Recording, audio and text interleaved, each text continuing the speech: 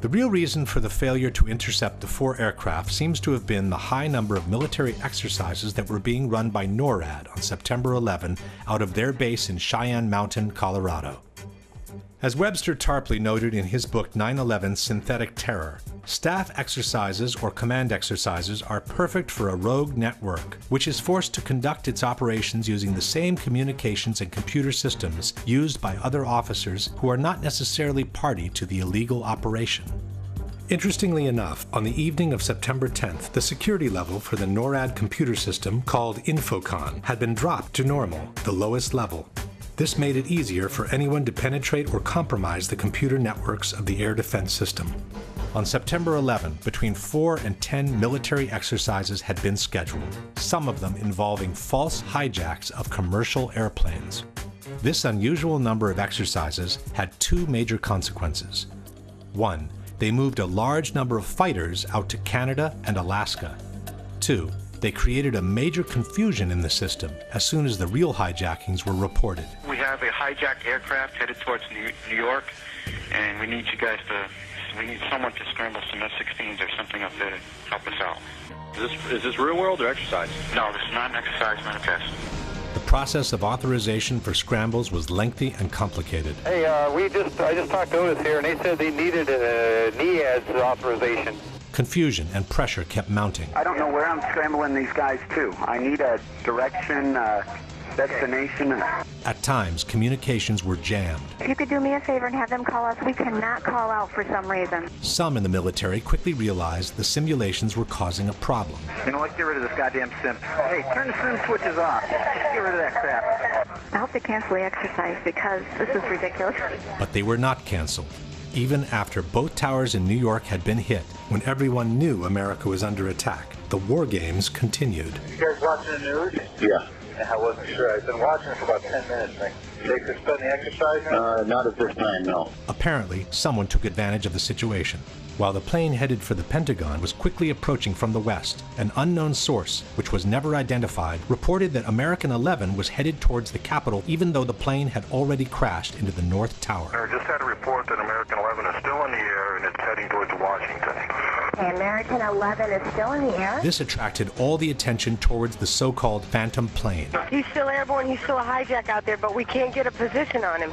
The jets from Langley were prepared to intercept it. I don't know if they might want to alert some aircraft down there, though, too. We have Langley on battle stations right now. Okay. Then they were scrambled straight for Washington. Foxy, scramble Langley, head towards the Washington area. Roger that. But a different command post, called Giant Killer, sent the fighters out to the ocean. Say again where you want him?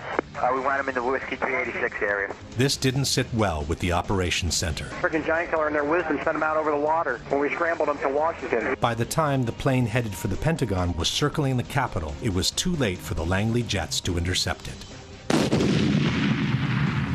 Even after the Pentagon was hit, the war games were not suspended.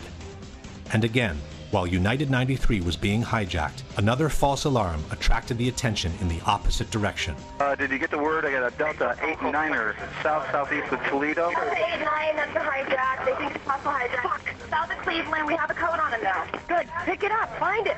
Fuck, another one. Major Nazipany turned to Toledo Air Force Base. I'm sorry to be so brief and quick on this, but there's another possible hijack about 50 miles east of Toledo, and you guys are the closest, and we need somebody airborne. But instead of getting help, his authority was questioned. What authority is this coming from? What authority is this coming from? The DO is the best I can tell you. Nazipany vented his frustration to his superior, Colonel Marr. He's going to tell his commander, the commander's going to call you because he doesn't believe the authority. Then they tried Duluth Air Force Base. What about Duluth? Okay, Duluth, you got no fighters. Nazipany went all the way to the western quadrant looking for help. This is Major Cheney. Who is this? Hey, Kenny, this is Nasty. How you doing? Hey, doing all right. Hey, we're not doing so good right now. What I'd like to do, possibly steal some aircraft out of Fargo from you guys. But here, too, there were no planes ready for scramble. They're going to get 2 aircraft up in about 15 minutes. Bullets. They tried Syracuse, but 20 minutes was the best they could do. Syracuse 2 airborne in 20 minutes. They tried Alpena, but the planes were just returning from their training. The Alpina thing isn't what we thought. There's 4 guys coming home from the range right now. They started looking for planes that were already up in the air for exercises. So, anybody in training, send them home. These moving missions of Falcon, send them home. But those planes were spent at that point. They got no weapons. They just go around and straight around up to the range. They blew all their load. By the time refueled and armed jets were finally scrambled, the Delta flight turned out to be another false alarm. He was a hijacked aircraft. He is not a hijacked aircraft. He's taking precautionary measures and he's landing at Cleveland Center. Only after the Delta flight had landed were the war games finally suspended. So this is Captain Taylor calling from Cheyenne Mountain Control. Yes. What we need you to do right now is to terminate all exercise inputs coming into Cheyenne Mountain. By then, also the 4th hijacked airplane had been turned into a pile of smoking rubble. Yet General Myers, who was the highest military authority on September 11, has denied that the war games affected the military capacity of response. And the question was whether or not the activities of the 4 war games going on September 11th actually impaired our ability to respond to the attacks. The answer to the question is no, did not impair our response. General Myers forgot to mention that on the morning of September 11, only 4 planes were armed and ready to intercept terrorists in the eastern region of the country. I've determined, of course, that with only 4 aircraft, we cannot defend the whole northeastern United States. That was the sensation of frustration, of I don't have the forces available to do anything about this. Myers instead has even suggested that the war games helped the military response. General Eberhart, who was then the commander of North American Aerospace Defense Command, as he testified in front of the 9/11 Commission, I believe he told them that it enhanced our ability to respond. What that means is all the battle positions that are normally not filled are indeed filled. So it was an easy transition from an exercise into a real-world situation. Again, Myers forgot to mention that the transition took place only after all tragic events had ended, around 11 o'clock. By 11 o'clock, the sense of alarm had spread across the country. Fighter jets actually patrolling the skies. It was a war zone. Our skies were turned into a war zone. Everywhere you turn, it was military jets and helicopters everywhere. George Bush returned to Washington on the evening of September 11. The president finally returns to Washington. An escort of 6 helicopters was waiting for him. 300 fighters were defending the skies. Had there been 300 fighters ready to defend the skies on the morning of September 11, would the terrorist attacks have turned out the same way? This leads us straight into a pivotal question. Was the choice of scheduling so many exercises in the same day just a misfortunate call, or was it intentional? To answer this question, we need to take a closer look at some of the warnings the U.S. had received in the months prior to September 11. By the spring of 2001, the system was blinking red, according to intelligence chiefs. The U.S. administration has always maintained that they knew the attacks were on their way, but they didn't have specific information on them. I knew there was another attack planning. I knew there was another attack coming. And the obvious question behind that is, well, why didn't you do something about it? We had no specific information. It was not specific as to time, nor place, nor manner of attack. No specific threat involving really a domestic operation or involving what happened, obviously, the city's airliner and so forth. There were no warning signs that I'm aware of that would indicate this type of operation in the country. All these statements are false. A joint congressional inquiry on September 11 has revealed that in spring and summer of 2001, there had been a flood of warnings about possible terrorist attacks in the United States, some using airplanes as weapons. In fact, as reported by the New York Times, American aviation officials were warned as early as 1998 that Al-Qaeda could seek to hijack a commercial jet and slam it into a U.S. landmark. The London Times has revealed that the British MI6 had warned the American intelligence services about a plot to hijack aircraft and crash them into buildings 2 years before the September 11 attacks. Russian President Vladimir Putin has said publicly that he ordered his intelligence agencies to alert the United States last summer in 2001 that suicide pilots were training for attacks on U.S. targets. German intelligence alerted the CIA in June 2001 that Middle Eastern terrorists were training for hijackings.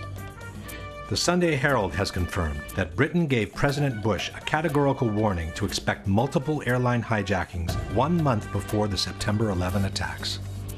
Then there was the infamous August 6th memo. President Bush was told in August that Osama bin Laden might be planning an attack involving the hijacking of U.S. aircraft. It's titled, Bin Laden Determined to Strike in U.S. The two-page memo states, FBI information indicates patterns of suspicious activity in this country, consistent with preparations for hijackings or other types of attacks. Maybe it's no coincidence that the FBI advised their own boss to stop flying commercial airliners as early as 6 weeks before 9/11. Why is the Attorney General of the United States doing all his air travel by specially chartered jet? The Justice Department cited what it called a threat assessment by the FBI and said Ashcroft has been advised to travel only by private jet for the remainder of his term. At this point, we can pose the following question. Knowing that the attacks were imminent, knowing that they might involve hijacked airliners, but not knowing where and when they could happen, would have been a good reason to beef up the defense and keep even more jets than usual on alert all across the country. Why instead schedule so many exercises in one day while leaving only 4 jets on alert to defend the very sector of the country that was most likely to be attacked? To bring even more confusion into the situation was a series of last-minute replacements and unexplained absences within the chain of command. The chairman of the Joint Chiefs of Staff was General Henry Shelton, but on September 11 he was absent, and his post was taken by his deputy, General Richard B. Myers. The FAA's National Operations Manager was Ben Sliney. On the morning of September 11, Sliney had been on that job for less than 1 day. The protocols required for Mr. Sliney to speak directly with the hijack coordinator, Lieutenant General Mike Canavan. But Canavan on that day was in Puerto Rico, and apparently he had forgotten to designate a replacement. In regards to the ensuing confusion, Mr. Sliney has stated, "That's incredible. There is only one person. There must be someone designated or someone who will assume the responsibility of issuing an order." At the head of the National Command Center was General Montague Winfield. But on the evening of September 10th, Winfield instructed Captain Charles Leidig to take his place on the following morning. Leidig had been just recently certified for that post and was also on his first day on the job. At the operation command of NEADS was Colonel Marr. When Marr called his superior, General Arnold, to get authorization to scramble the jets from Otis, he was told that Arnold was in a meeting where he could not be reached by telephone. Marr had to physically send a messenger looking for him. Precious minutes were lost as Marr waited for Arnold to return his call, and when the fighters were finally scrambled, it was too late for them to intercept American 11. The top commander in charge of NORAD was General Ralph Eberhard, who was stationed at Peterson Air Force Base in Colorado. Eberhard told the 9/11 Commission that he was made aware of the first hijacking practically at the same time American 11 slammed into the North Tower. He then went to his office and saw the CNN broadcast of the World Trade Center explosion. After the second impact, writes the Commission, it was obvious to Eberhard that there was an ongoing and coordinated terrorist attack. At that point, Eberhard called General Myers to update him on the situation. But even though both generals knew the country was being attacked by hijacked airplanes, neither of them suggested suspending the war games and recalling all the fighters available as soon as possible. Furthermore, instead of getting on the phone and taking control of the situation in the most crucial moment of the day, General Eberhard chose to get in his car and drive from the Peterson base to Cheyenne Mountain. The 30-minute drive put him completely out of the loop, since Eberhard couldn't receive telephone calls, wrote the Denver Post, as senior officials weighed how to respond. General Eberhard was also the person responsible for lowering the security level of the defense computer system on the evening of September 10th. And then there was Donald Rumsfeld. As stated by the 9/11 Commission, procedures called for the hijack coordinator on duty to contact the National Military Command Center and to ask for a military escort aircraft to follow the flight. The NMCC would then seek approval from the Office of the Secretary of Defense to provide military assistance. If approval was given, the order would be transmitted down NORAD's chain of command. But this kind of procedure becomes difficult to follow when the hijack coordinator is in Puerto Rico. No one knows who the replacement is. The military command is in the hands of a total rookie, and the Secretary of Defense is nowhere to be found. Donald Rumsfeld told CNN that he was informed of the Trade Center being hit some 15 minutes before the Pentagon was hit. This places the episode around 9:22 in the morning. And after the Pentagon was hit, rather than go to the command center and take charge of the situation, the Secretary of Defense chose to lend a helping hand on the Pentagon's lawn. It's almost as if Rumsfeld didn't feel the need to be informed about what was happening to his country under attack. The Secretary of Defense is outside the burning building, while inside the Pentagon. For 30 minutes, we couldn't find him. And just as we began to worry, he walked into the door of the National Military Command Center. By the time Rumsfeld walked into that door, all major events had ended. In fact, Rumsfeld told the 9/11 Commission that he was just gaining situational awareness when he spoke with the Vice President at 10:39. That's more than 1.5 hours after the whole world knew that America was under attack. Why would so many rookies be placed in key positions? And why would so many top officials be either absent or unavailable on a day when so many exercises were scheduled is a question that remains to be answered. Question. After having realized that the country was being attacked by hijacked airplanes at 9:03, why didn't Eberhard immediately suspend all the war games and recall all the available jets to their bases? Why didn't Myers order him to do so after having been briefed by Eberhard on the ongoing attack? And why hasn't the 9/11 Commission ever asked either general these most fundamental questions? The final argument against the incompetence theory is offered by researcher Nafiz Ahmed. If we try to explain it by using the incompetence theory, it doesn't make sense. For example, if it was incompetence, we would expect that there would have been a normal inquiry into what went wrong. We would have expected that there would be some kind of reprimands, that certain officials would be downgraded, or they would lose their jobs, or something would have happened to correct the situation. But we find that there has been no such reprimands at all. Not only that didn't happen, but the opposite took place. After 9/11, most of the high-ranking people involved in this catastrophic failure were either confirmed to their posts or promoted to higher levels. Condoleezza Rice, who had misrepresented the information the government had on the attacks in a sworn testimony, kept her post as National Security Advisor and went on to become Secretary of State in the following Bush administration. General Eberhard, the NORAD commander who didn't think of recalling the war games as soon as he knew his country was under attack, was chosen to lead the newly created U.S. Northern Command, which the Department of Defense has termed the nation's premier military homeland defense organization. Donald Rumsfeld, who acted more like an estranged passerby than the Secretary of Defense, kept his post at the Pentagon and began enjoying the largest increase in military spending after the Vietnam War. Richard B. Myers, despite the total breakdown under his leadership, was promoted to chairman of the Joint Chiefs of Staff, the highest military post in the country. On September 13, confirmation hearings were held for General Myers as if nothing ever happened, while people were still being pulled alive from the rubble at Ground Zero.